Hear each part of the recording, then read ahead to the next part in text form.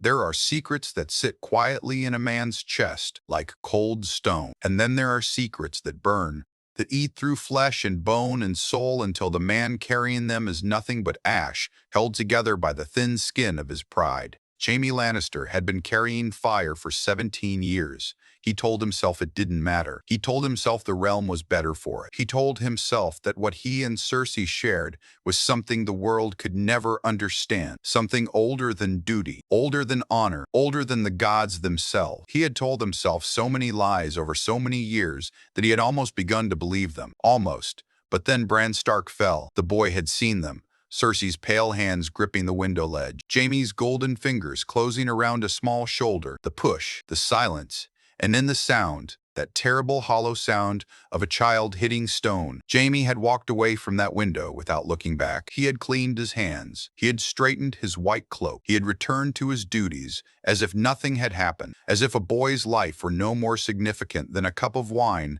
knocked from a table. But that night, for the first time in 17 years, Jaime Lannister could not sleep. He lay in his chambers in Winterfell, staring at the ceiling. The direwolves were howling somewhere far beyond the walls. The fire in the hearth crackled low and uncertain, throwing shadows that danced like the ghosts of choices not yet made. And in the darkness behind his eyes, he saw it again and again, the boy's face. Not fear, not accusation, just surprise. Pure, innocent surprise. As if the world itself had broken some unspoken promise. Jaime pressed the heel of his hand against his eyes. He had killed a king to save 50,000 people and been called the Kingslayer ever since. He had worn that name like a brand. Let it define him. Let the world spit it at him as an insult while he smiled and sharpened his sword and pretended he didn't care. But this, pushing a child from a window to protect a lie, this was something different entirely. This was something even Jaime Lannister could not smile away. He rose from his bed before dawn had broken over Winterfell. He dressed slowly, methodically, as if the act of pulling on his tunic and buckling his sword belt were the last familiar rituals before some great and irrevocable thing. His golden armor caught the firelight and gleam, and for a moment he stood looking at his own reflection in the polished breastplate. He looked at the lion. He looked at the white cloak folded neatly across the chair, and then he walked out of his chambers and down the corridor toward the room where Robert Baratheon, first of his name, King of the Seven Kingdoms, snored loudly enough to rattle the stones. He stood outside that door for a long time. The guards watched him with careful eyes. A king's guard standing outside the king's chambers in the dead of night was not unusual, but there was something in Jaime's face that made the nearest guard shift his weight and look away. Something raw. Something that did not belong on the face of the Kingslayer. Something that looked dangerously close to guilt. Jaime raised his fist. He hesitated. The weight of 17 years pressed against his knuckles, and for one final moment, he almost turned back. He almost walked away. He almost chose, one more time, the safety of the lie. And then he knocked. Robert's voice came through the door like a thunderclap, thick with wine and sleep. "If you value your head, you'd better have a good reason for this." Jaime opened the door. Robert Baratheon sat up from his bed, squinting against the candle Jaime had brought. The king's hair was disheveled, his chest bare, a half-empty flagon of wine on the table beside. He looked at Jaime with red-rimmed eyes that still held, beneath all the fat and wine and years, that old fierce brightness. "Jaime," Robert's voice shifted. "What in seven hells? I need to tell you something." Jaime's voice was steady. It surprised him. "Send the guards away." Robert looked at him for a long moment. Then, without speaking, he waved a hand at the door. The guard outside pulled it shut. The silence between them was the loudest thing Jaime had ever heard. Robert reached for his flagon. "This better not be about that Stark boy. The maester says he'll live, probably. It's not about the boy. It's not about the boy." "Then what?"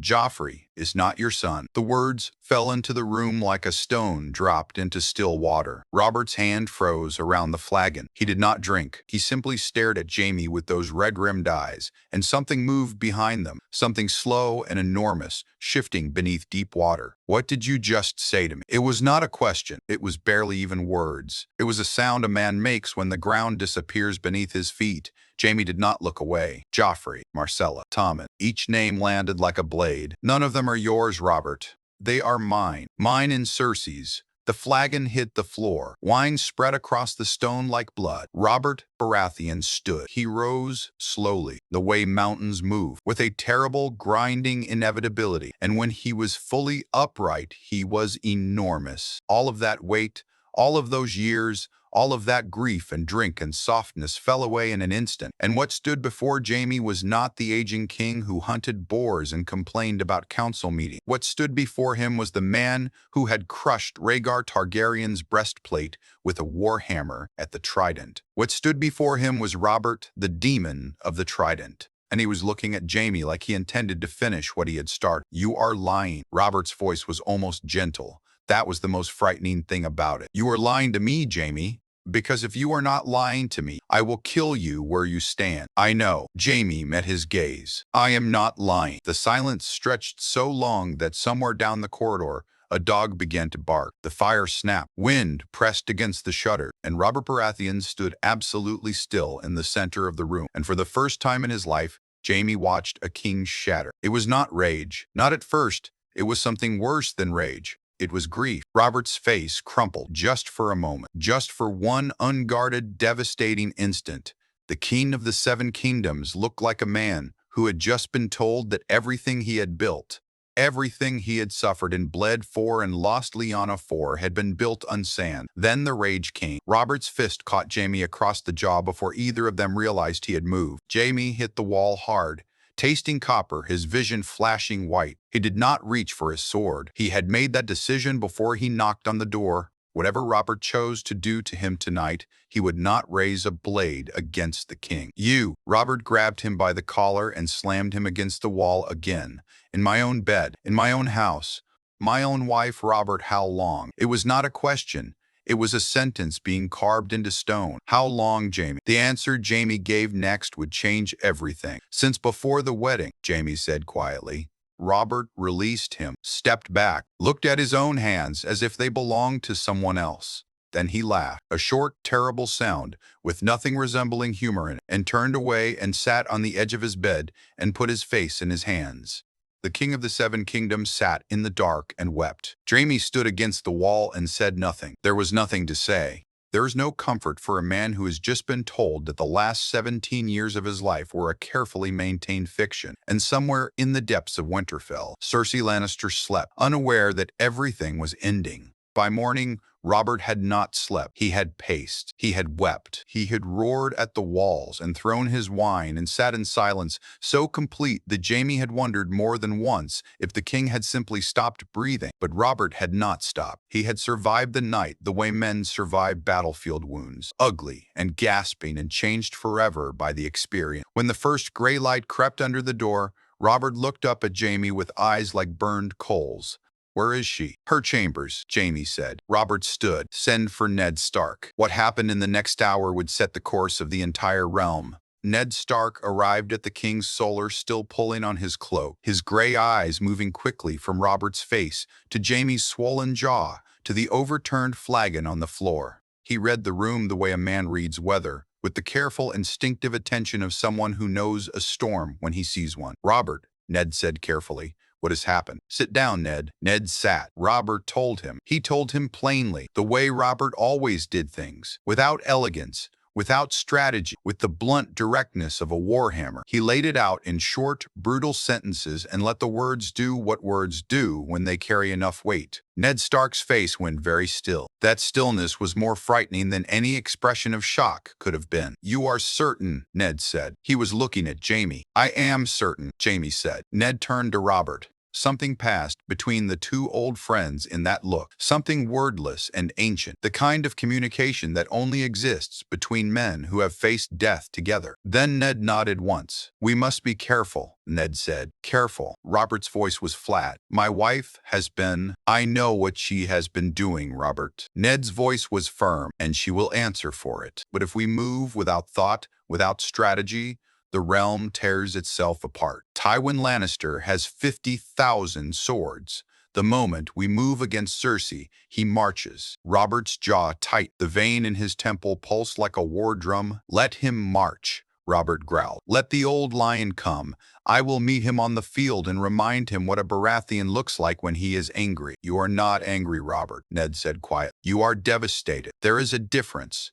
And devastated men make mistakes that angry men don't." The room was silent. Outside, Winterfell was waking. Dogs barked. Children's voices carried across the courtyard. The sounds of ordinary life pressing in against the walls of a room where ordinary life had just become something else entirely. Robert closed his eyes, breathed. When he opened them again, the king had returned. "What do you suggest?" Robert said. Ned leaned forward. "We return to King's Landing. We do nothing to alert Cersei or the Lannisters. When we are back within the Red Keep, surrounded by men we trust, then we act. Quiet, surgical. We remove her before Tywin knows what has happened." "And the children?" Robert's voice cracked slightly on the last word. The silence that followed that question was the longest of the morning, because they all knew what the answer had to be, and none of them wanted to say it. "The children had no part in this," Ned said carefully. "They are innocent." "They are not mine," Robert said. "No, but they are children." Ned held his gaze.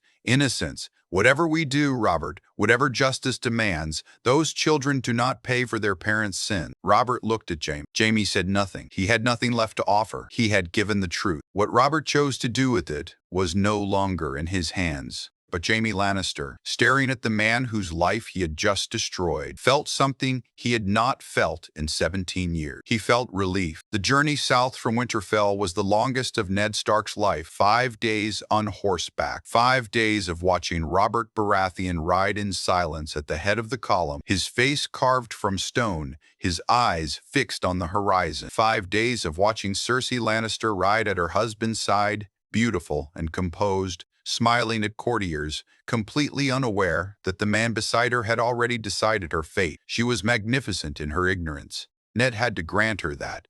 She had no idea the blade was already falling. Jaime rode at the back of the column with the Kingsguard, his golden armor as bright as ever, his face as unreadable as stone. He and Cersei had not spoken. Ned had insisted on it. One wrong look, one whispered word, and Cersei's instincts, sharper than most men gave her credit for, would sense the shift. On the 3rd day out from Winterfell, Ned rode alongside Jaime. "She will never forgive you," Ned said quietly. "I know," Jaime said. "Tywin will call it treason. He will march." "I know that too." "Then why?" Ned paused, studied the Kingslayer's profile. "Why did you do it?" Jaime was quiet for a long moment. When he answered, his voice was barely above a whisper. "Because of the boy," Jaime said. "The Stark boy. He was 7 years old, Ned. And I threw him from a window because he saw something he wasn't supposed to see." He paused. "I have done many things in my life. I have killed a king. I have broken oaths. I have smiled at men who hated me and hated men who smiled at me. But I have never—" His voice caught. He was 7 years old. Ned said nothing. There was nothing to say. But for the first time since Jaime had knocked on Robert's door in the dark of Winterfell,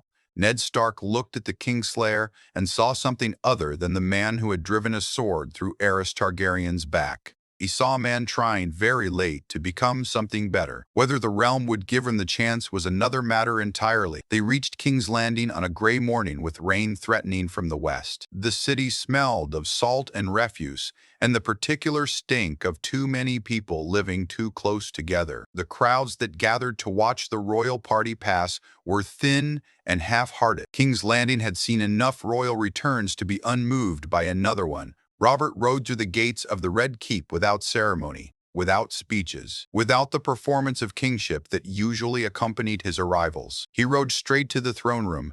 He summoned the small council, and he summoned his wife. Cersei arrived last, as she always did, timing her entrance the way a stage performer times their appearance, letting anticipation build. She wore crimson and gold, her hair perfectly arranged, her smile the precise temperature of gracious warmth. She scanned the room with those sharp green eyes and found her husband on the throne and her brother standing to one side and Ned Stark to the other. Something flickered in her face.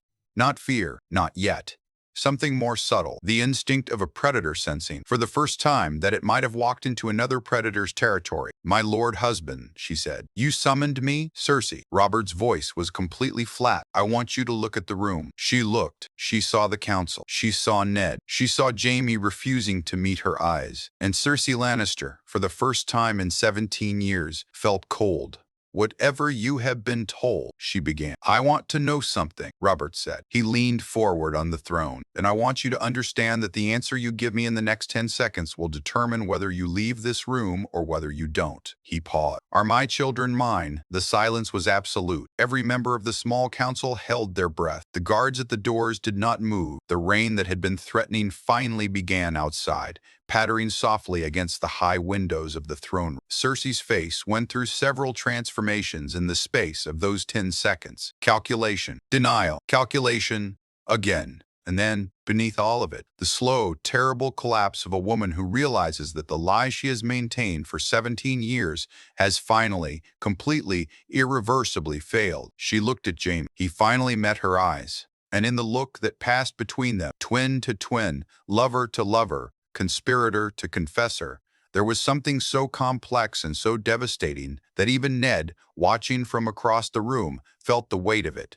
Then Cersei raised her chin. No, she said. The word echoed in the throne room like a sentence being carried out. Robert closed his eyes, just for a moment. Then he opened them and looked at his wife, truly looked at her perhaps for the last time as her husband, and said very quietly, take her. The ravens reached Casterly Rock 3 days later. Tywin Lannister read the message twice.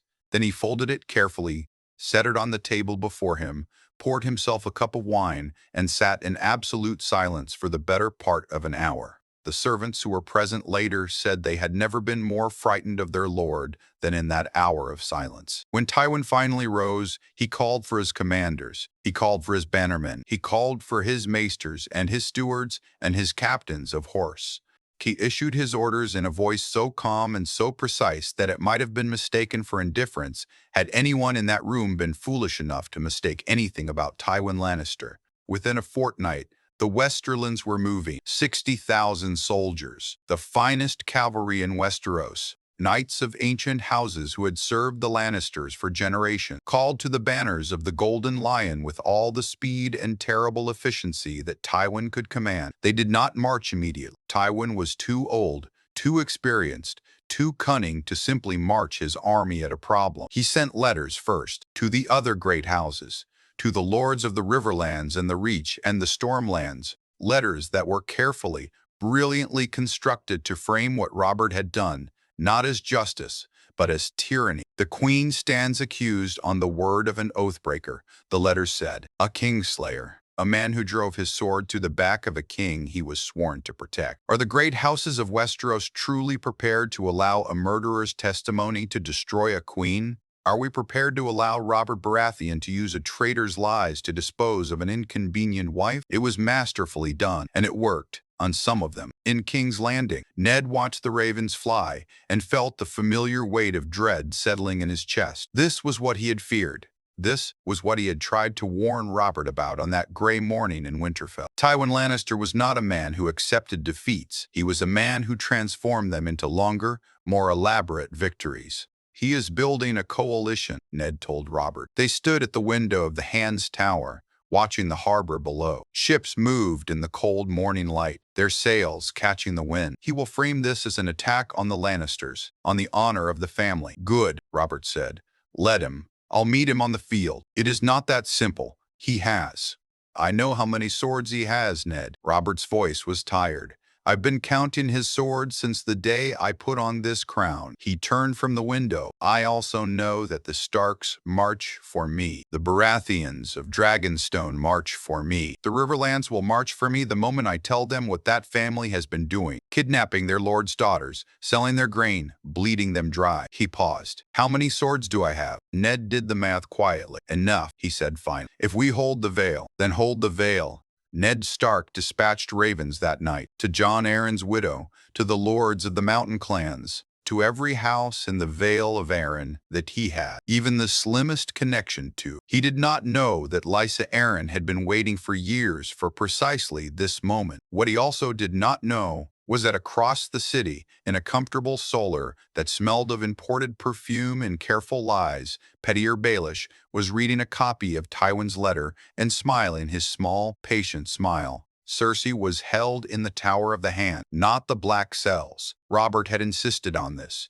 It was the last mercy he would grant her, the dignity of comfortable captivity, While the legal proceedings were assembled, her children had been moved to separate chambers and placed under the care of trusted septas. Joffrey had screamed. Tommen had cried quietly. Myrcella had said nothing at all. Jaime was placed under house arrest in the White Sword Tower. His white cloak had been removed, his sword taken. He sat in his chambers and stared at the walls and waited for whatever came next. Lords came to question. Maesters came to record his testimony. Ned himself came twice, asking the same questions in different ways, building the legal case with the careful precision of a man who understood that in this realm truth was not enough. Truth had to be proven. On the seventh day, Varys came. The spider slid into Jaime's chambers like smoke, hands folded in his sleeves, face carrying its usual expression of benign intelligence. He sat across from Jaime and studied him with those pale eyes. "You have done something extraordinary," Varys said. "I've heard it described differently," Jaime said. "I imagine you have." Varys paused. "I want you to know something, Sir Jaime. I have known about your arrangement with the Queen for 11 years. I have chosen, for various strategic reasons, not to reveal it." Jaime stared at him. "You've known for 11 years. "I have, and you said nothing." "The realm was not ready for the truth," Varys said simply. "A truth delivered too early is often more destructive than a lie. But you," he tilted his head, "you delivered it precisely when it needed to be delivered. After Bran Stark's fall, before the boy could be killed, before things progressed beyond recovery." He paused again. "I had been wondering what would finally move you. I confess, I did not anticipate it would be a child." "A 7-year-old child," Jaime said. Yes, something moved in Varys's eyes. Something genuine, briefly. "They are the ones who remind us what we still are," he wrote. "I tell you this not to congratulate you, Sir Jaime. I tell you this because the spider's web is very large, and in the days ahead, you will need allies who know where the threads lead." He left before Jaime could respond. That same night, 3 things happened simultaneously. In the harbor, a ship bearing Lannister colors docked under cover of darkness and offloaded a dozen men who dispersed silently into the city. In the tower, Cersei received a visitor, a maid who was not a maid, carrying a small rolled letter and a vial of something that might have been perfume. And in the throne room, Robert Baratheon signed the formal decree, stripping Joffrey, Myrcella, and Tommen of their dynastic status, declaring them illegitimate, and naming Stannis Baratheon the crown's sole heir. The realm would not sleep again for a long time. The attempt on Robert's life came on the 10th day. He was in the yard, watching a training bout between 2 of his household guards, the kind of ordinary afternoon that kings rarely permit themselves, when the crossbow bolt came from the window above. It struck him in the shoulder instead of the chest because a stable boy had stumbled into the shooter's sightline at precisely the right moment. Robert Baratheon went down hard, but Robert Baratheon got back up. He rose from the dirt, with the bolt still in his shoulder and the blood soaking his shirt and the old fire back in his eyes. Tyle, beautiful fire that had been missing for so long, and he bellowed for his guards with a voice that shook the stones of the courtyard. Ned was there within minutes. The shooter had been found already, dead, suicide before capture, or something that looked like it. He had been a groom employed in the castle for 3 months. His origins were in the Westerlands. His references had been forged. Ned stood over the body and felt something he rarely allowed himself to feel: fury. He went to Cersei's tower that afternoon. She sat in a high-backed chair by the fire, perfectly composed, her hands folded in her lap, her face a mask of serene indifference. She looked at Ned when he entered with the expression of a woman tolerating an inconvenience. "Someone just tried to kill my king," Ned said. "How terrible," Cersei said. "Was it you, Lord Stark?" Her voice was ice. "I have been confined to these chambers for 10 days. I have had no contact with the outside world. Whatever happened in that courtyard, I assure you, the man had Lannister connections. Half the city has Lannister connections," she said evenly. "My father is the wealthiest man in Westeros. That means many things to many people." She paused. "But I will tell you something, Lord Stark, and you may do with it what you will. My father did not send that man. My father is too intelligent to send one man with a crossbow." She looked at him steadily.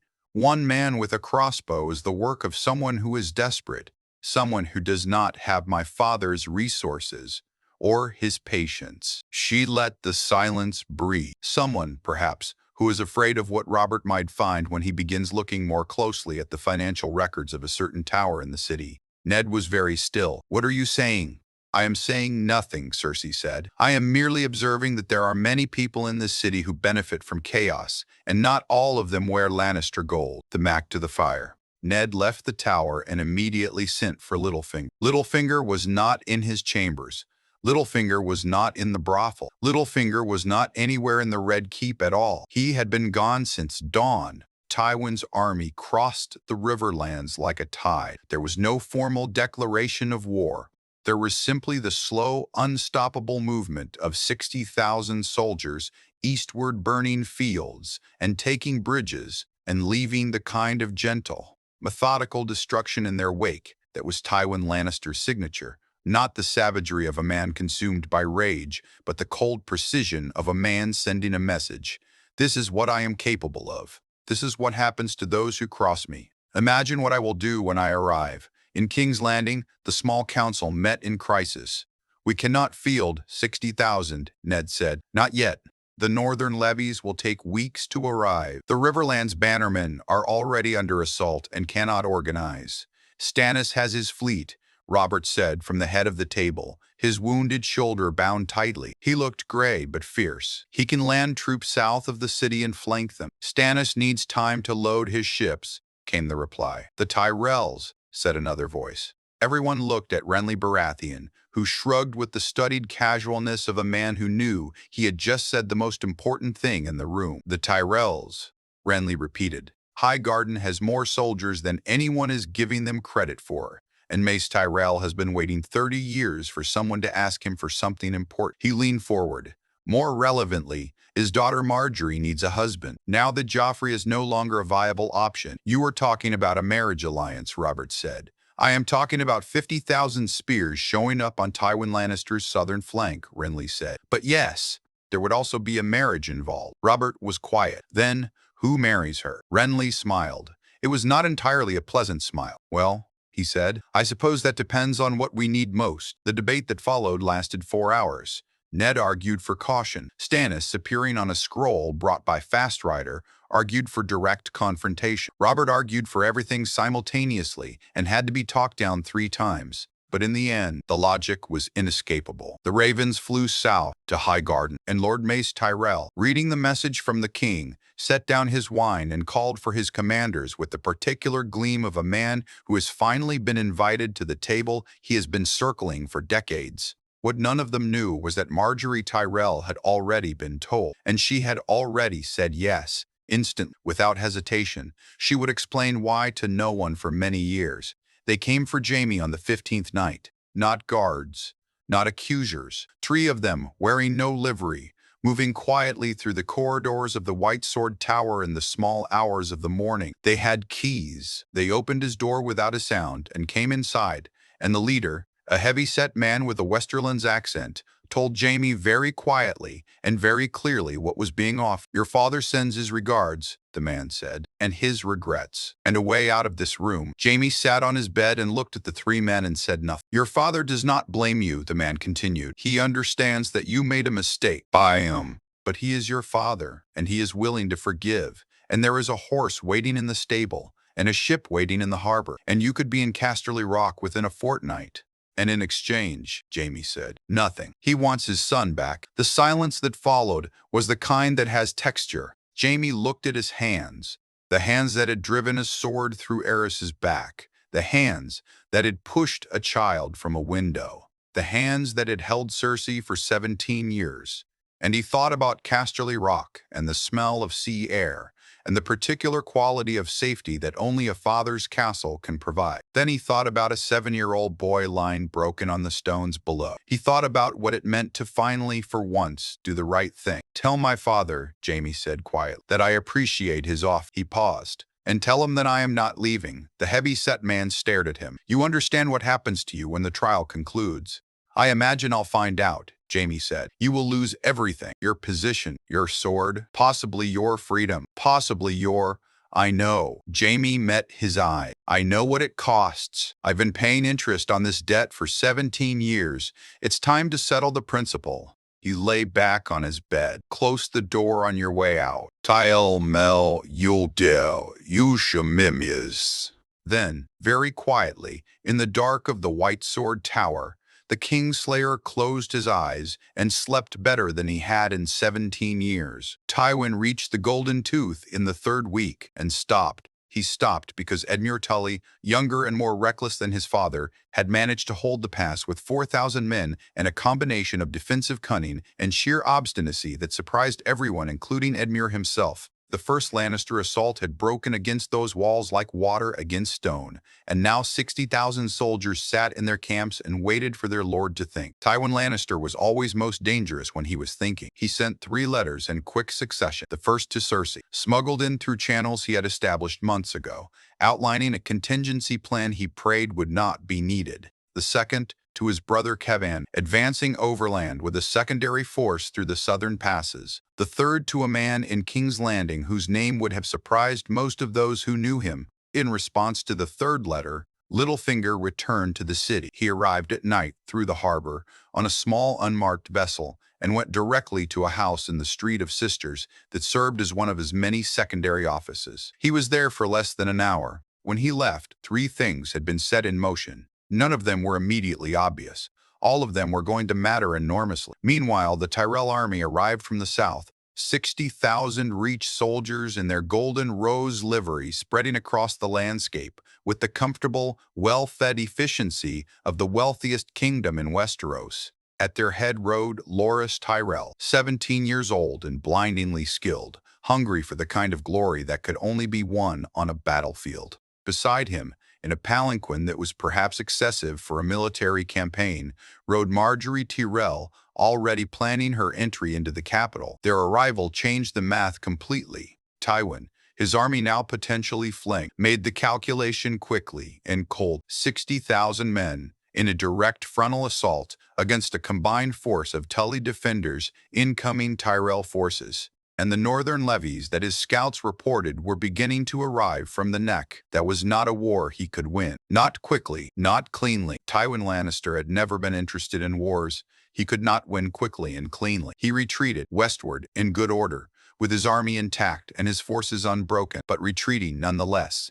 The lords of the Riverlands, emboldened, snapped at his flanks the whole way back to the Golden Tooth. He lost 1,000 men to those raids. The retreat took 4 days and stung like a reopened wound. He returned to Casterly Rock and sat in his great hall and looked at the letter from the king that had started all of this, and for perhaps the first time in his adult life, Tywin Lannister did not immediately see his next move. That frightened him more than anything else. The trial was held in the throne room on a cold morning in late autumn. Robert sat the Iron Throne in full armor, his shoulder healed, his face carved from rock. The entire court was present, lords who had ridden days to witness it. Merchants and small folk pressed against the outer doors. The city beyond the walls was silent in the strange, anticipatory way cities fall silent before something historic. Cersei stood in the center of the room in a simple gray dress. No jewelry, no crown, her golden hair still perfect, her chin still raised, her eyes still carrying that extraordinary green fire. She had been stripped of nearly everything. She had not been stripped of herself, and everyone in the room knew it. The charges were read. The testimonies were given. Jaime stood and spoke clearly, without drama or performance, simply stating facts in the flat tone of a man who has rehearsed the truth so many times it is worn smooth. Maester Pycelle confirmed the timeline of the children's births and the genealogical impossibilities that Stannis had been cataloging for months. Varys, surprising no one, produced documentary evidence of such precision and completeness that it seemed impossible he had assembled it only in recent weeks. He had not assembled it only in recent weeks. When it was Cersei's turn to speak, she looked at the court for a long moment. She looked at Robert. She looked at Jaime. She looked at Ned, standing to one side with his arms folded and his gray eyes steady. Then she looked at the room full of people who had once feared and admired and envied her, and she drew herself up and she spoke. "I do not ask for your understanding," she said. Her voice carried without effort. It always had. "I do not ask for your sympathy. I was given to a man who loved a dead woman and spent the rest of his life trying to drink her ghost away. I survived as best I could. I protected my children as best I could.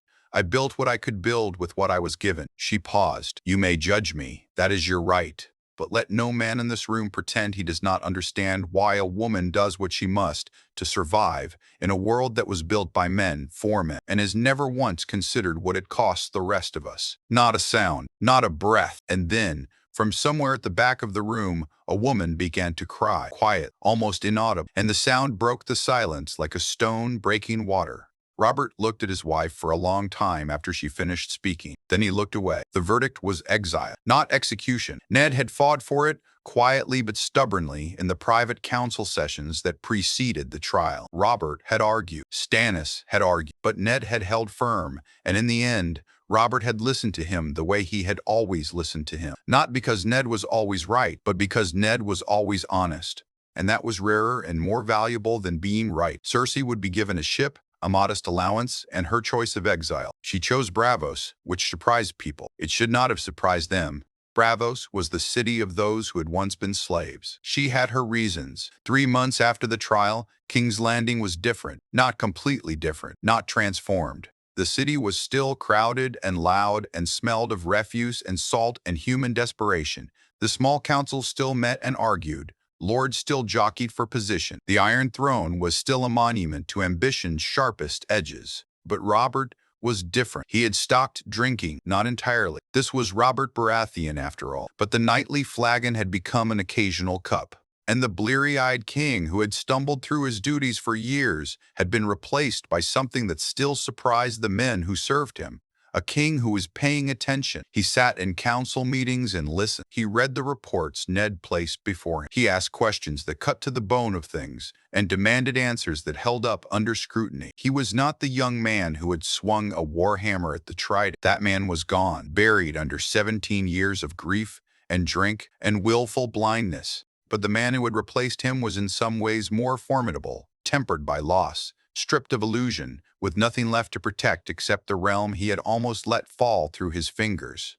Ned watched the transformation with something he was careful not to call hope. Hope was a luxury in his experience, but he allowed himself something quieter and more durable. Satisfaction, perhaps. The satisfaction of a man who had done what was right and watched something good come from it. "You should go home," Robert told him one afternoon. They were walking the walls of the Red Keep, something Robert had taken to doing in the evenings. "To Winterfell. To Catelyn. You've been here too long already. The work is not finished," Ned said. "The work is never finished. That's what they never tell you about ruling." Robert looked out over the city. "But Sansa and Arya need their father, and I need to know that the North is held by a man I trust." He glanced at Ned. "Let me try this on my own for a while. I think I might actually be ready." Ned looked at his friend, the old friend, the one he had ridden beside at 15 and watched grow into a king, and then watched almost unmake himself, and now stood watching inch his way back to something worthy of the crown he wore. "1 more month," Ned said. Robert almost smiled. 1 more month. Jaime's trial was quieter than Cersei's. The charges against him were considered carefully. He had confessed to the incest freely. He had confessed to his complicity in maintaining the lie. He had not confessed to Bran Stark's fall. Ned had raised this separately, in private, and the two of them had discussed it for a very long time in a room that was very quiet. "He will survive," Ned had said eventually. "The Maester believes he will survive. He may never walk again," Jaime had said. "No." Ned had looked at him steadily. "He may never walk again." The silence that followed was the kind that requires no words to carry its full weight. What Jaime said next surprised Ned more than anything he had heard in all of this. "Whatever compensation the Stark family requires," Jaime said, "whatever they name, it is theirs." "That is not how this works," Ned said. "Then tell me how it works," Jaime said.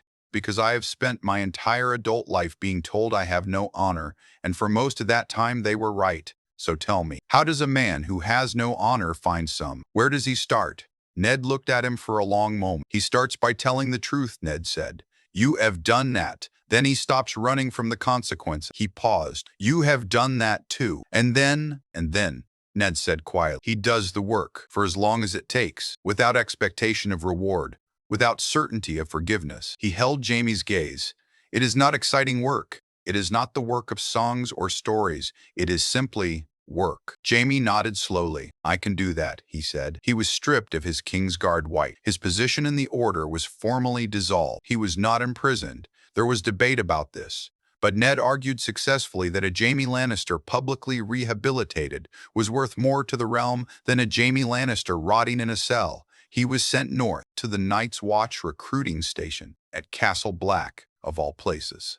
Not to join the Watch, but to serve as a trained fighter, helping to address the increasing reports of troubles beyond the Wall that Jon Snow and others had been sending south with growing urgency. It was, everyone agreed, an unusual assignment. It was also exactly what both Ned and Jaime separately understood it needed to be, a place where the past carried less weight, where a man was judged on what he did today, not what he had done before, where the cold stripped everything down to essentials and left only what was real.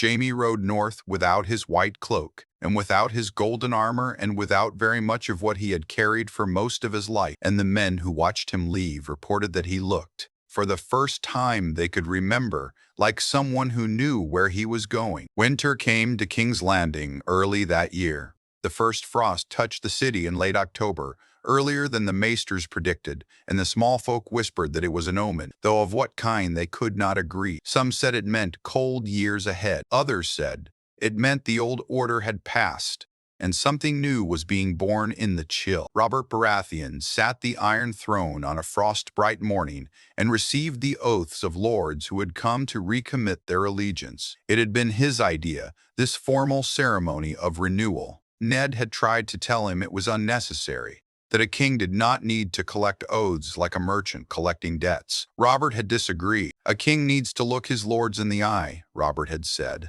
needs to see their faces, needs them to see his. That is what I have been failing to do. So they came from the north and the riverlands and the stormlands and the reach, from the Vale and from the Iron Islands, and eventually, carefully, from the Westerlands, not Tywin himself, who sent Kevon in his stead with a letter that walked precisely the line between compliance and dignity. And one morning, among the lords waiting to swear their oaths, there was a small delegation from across the narrow sea. Ned saw them and raised an eyebrow at the herald. "Bravosi merchants," the herald said, with a private message for the king, from her lady living in the city. Ned took the message to Robert. Robert read it in silence. His face showed nothing. Then he folded it very carefully and placed it in the inside pocket of his doublet, directly over his heart. He never told anyone what it said. But that evening, for the first time since before Lyanna, Robert Baratheon smiled in a way that reached his eyes.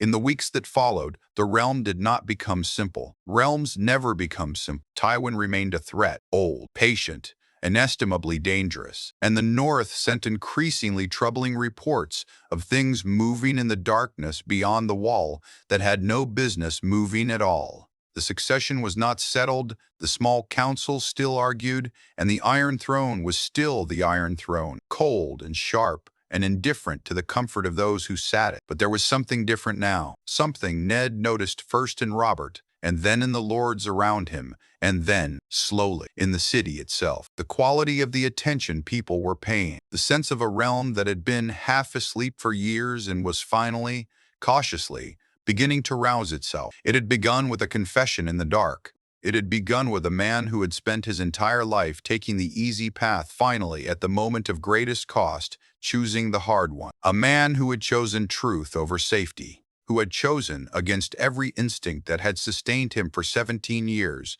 to let the fire burn the lie away and see what survived. What survived was not simple or comfortable or easy to name. It was imperfect and damaged and surrounded on all sides by threats both known and unknown. It was exactly as precarious as all things worth preserving always are. But it was real. And in the great cold Game of Thrones, where lies could last for generations, and truth was often the most dangerous thing in the room, real was enough. The realm breathes, not deeply, not easily, but it breathes, not easily, but it breathes.